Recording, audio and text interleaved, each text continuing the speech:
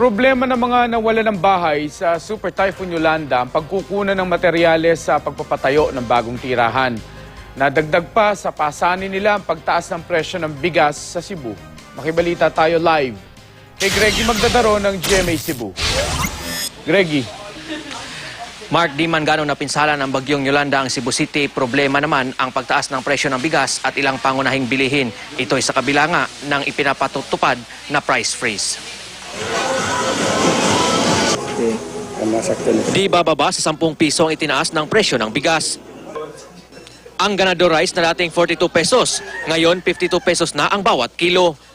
Ang imported na sinanduming at lion ivory, umabot na sa 49 pesos kada kilo.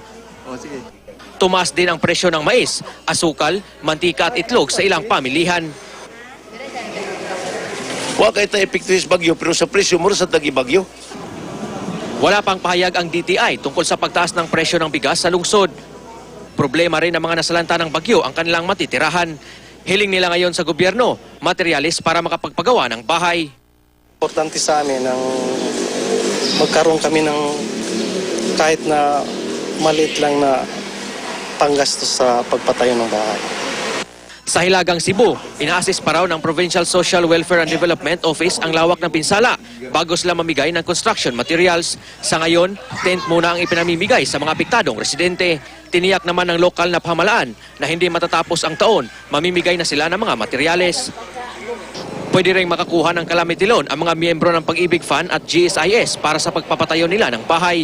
Marami na rin ang nag-apply ng loan sa Pag-ibig Office. In-extend ng GSIS ang application for calamity loan hanggang December 31. Samantala, ang mga miyembro ng National French Civil Protection Team kusa nang inaayos ang mga paaralan sa Hilagang Cebu na nasira rin ng bagyo. Kinolekta ang mga punuang nabuwal para magamit ang kahoy sa rehabilitasyon ng mga paaralan.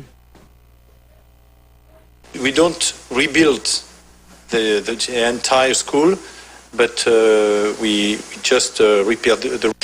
In particular, we restore the roof with plastic shields. Bukod naman sa pangangailangang medikal, magbibigay din ng libreng operasyon sa 2 batang may cleft palate ang mga volunteer mula Israel. Dinala na sa Israel ang 2 bata para doon operahan. Sagot ng Israel Ministry of Foreign Affairs at Shider Children's Hospital ang lahat ng gastos. Mark, ayon naman sa NFA, ang mga bigas na nagsisitaasan na itong mga premium quality rice at hindi raw ito kasali sa price freeze. Ayon naman sa DTI, gumagalaw talaga ang mga presyo ng ilang bilihin ngayon dahil nga nalalapit na ang Pasko at tinatiyak na tataas ang demand ng ilang mga pangunahing bilihin dito sa Cebu City. Mark? Maraming salamat sa iyo, Vlad Fernando ng GMA Cebu.